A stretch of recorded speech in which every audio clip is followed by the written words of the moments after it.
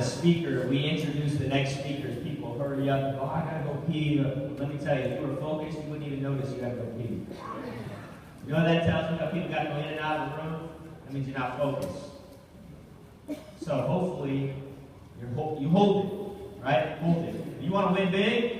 Yeah. You better learn to get a strong bladder. Fair enough?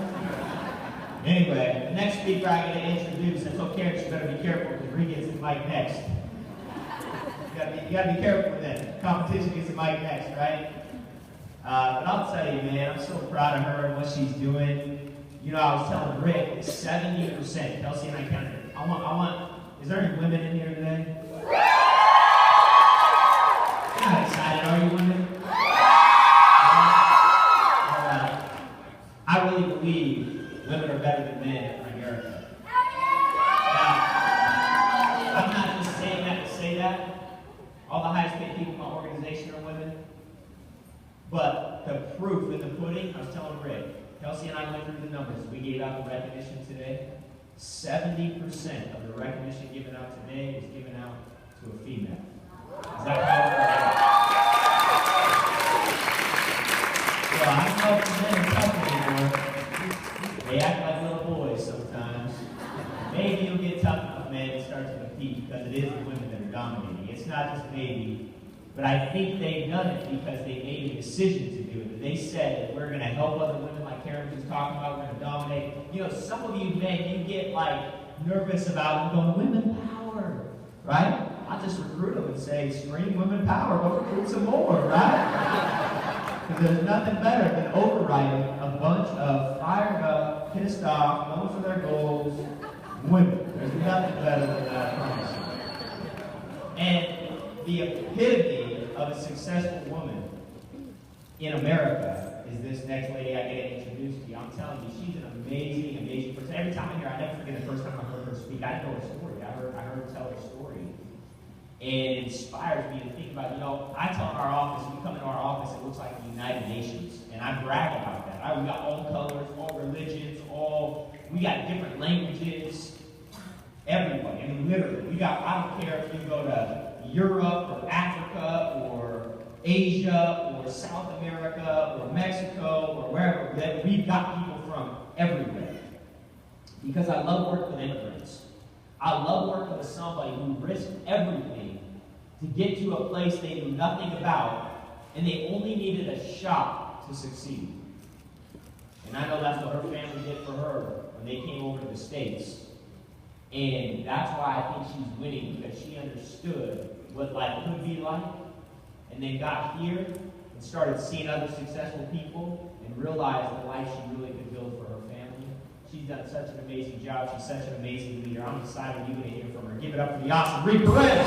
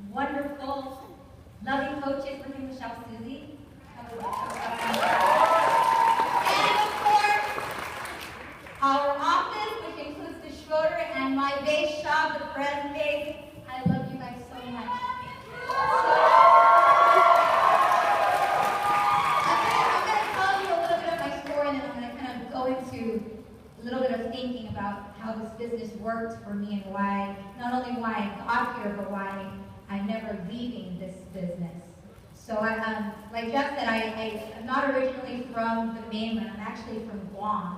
And the only thing he said that was incorrect was my family didn't bring me out here. I actually left my family. I was 17 when that happened. So my birthday is in August, and I graduated in May. So at 17, 2 weeks after graduation, I hopped on a plane and traveled 7,000 miles across an ocean to a place I had never been before. Some of you are afraid to go from Las Vegas to Henderson at 35, and I left at 17. And the only reason I did that was because I wanted to find an opportunity like this. I don't know if it was this at the time, but I just knew from living on a very small island and being very restricted from opportunity, because Guam's like 35 miles by 12 miles wide. There's really not much there. It's a rock. So I just knew that, okay, if I could just get to the land of opportunity, I could find something. Well, obviously, when I left, I did the route of the job thing. I went to college for about a year and a half, part-time while I worked, and I thought that was the route to go because that's what everybody else told me, right? You know the story, and of course it didn't work. So 7 years ago, I was here in Las Vegas, and I was 26 years old. I moved here when I was 20. And I worked for the casino industry. I'd already been working for like MGM Mirage, Bellagio, that casino industry. I worked for them for about 6 years. And I was doing pretty okay at my job. I remember no college degree because I never finished college. I was 26, I'm a female minority, and I was making close to $50,000 a year. Not bad, huh, for someone like that. And I thought that, the way I got there is because I got in the business when I was, worked for the hotel when I was 21, and I would work very hard, and every time I would work hard, my boss would throw me a raise or a promotion here and there. And I just kept thinking, okay, if I continue to do this, they're going to just keep promoting me all the way up to president of the company. Yeah, naive, huh? So, and after 7 years ago, that's when I first saw Primerica. I reached a point of my life when I realized that assumption just wasn't going to happen. I was working harder than I ever had. I was not getting any more money. Everything my boss was telling me to do was now not, great job, I'm so glad you stayed late. It was, well, you should have stayed late, you're part of the team, and be happy you have a job. And, those of you who are very young, I know there's a lot of millennials in here, I'm a millennial too, but I just realized this the other day, I've been working for almost 20 years. My very first job, and it's not child labor, but I was 14, I was a junior camp counselor, and just to get like a $300 stipend, I worked all summer long, cleaning kids' vomit and all that, and I'm 14, I'm 33, I've been working for almost 20 years. I am so tired of working. So Karen put some slides up here about overriding. And I know I did very well, I didn't beat the Cornishes. I'm so proud of you guys. So proud of you guys. You keep it up, okay? But I do still personally produce big numbers. I don't want to do that forever. Okay, but it's the only way for me to show my team how it's done. I always lead from the front. I hate telling them how to boss. I hate telling them what to do, so I just say, watch me, and that's what you do. But when I saw Primerica, anyways, I would see my boss enjoying a lot of things that I wish I had. She got paid, and I was in human resources, so I get to see the bonus checks go through. I remember them doing a pay cut and taking away our bonuses at the end of the year and actually laying people off. And then right before the holidays, I remember all these big executives getting paychecks, and they weren't like $3,000 paychecks. They were like 30 grand, 50 grand, people's jobs. And then I started to really understand the path that I had chosen at that point.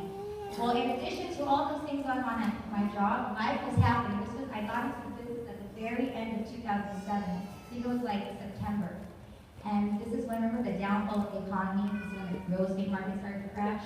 My house went up. I had one of those student loans, and the payments went up overnight like $300. So my pay